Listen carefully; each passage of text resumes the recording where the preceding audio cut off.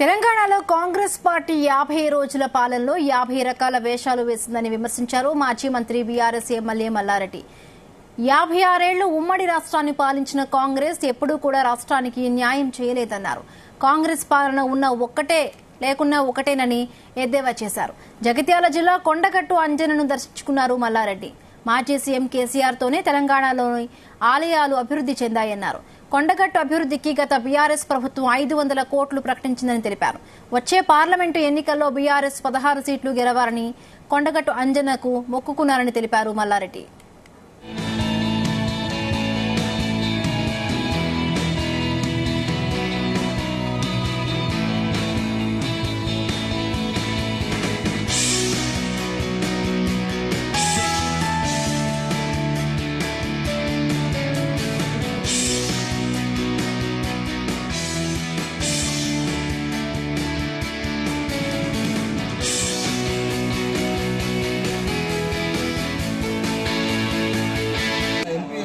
ప్రచారానికి వచ్చిన ఏది ఏమైనా మన పాత మాజీ సీఎం కేసీఆర్ గారు వచ్చినాకనే తెలంగాణ దేవాలయాలు కూడా అభివృద్ధి చెందినాయి.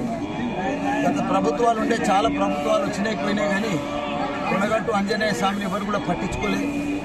100 కోట్లు కూడా రిలీజ్ చేసి అన్ని కూడా కోనేరు కానీ ఇవన్నీ కూడా పనులన్నీ కూడా జరిగినాయి.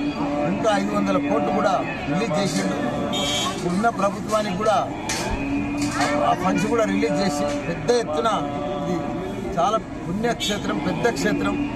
మన తెలంగాణలోనే కాదు భారతదేశంలోనే పెద్ద కొండగట్టు ఆంజనేయ స్వామి అంటే మంచి పేరు ఉంది. కాబట్టి దీన్ని ఇంకా బాగా అభివృద్ధి చేయవలసిన అవసరం ఉంది. అందరికి కూడా నమస్కారం.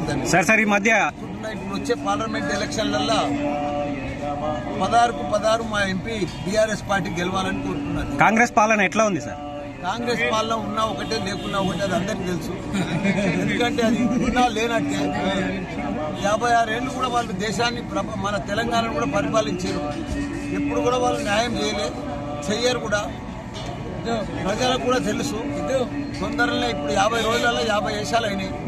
ముందు కూడా ఏం జరగదు, అది అందరికి తెలిసిన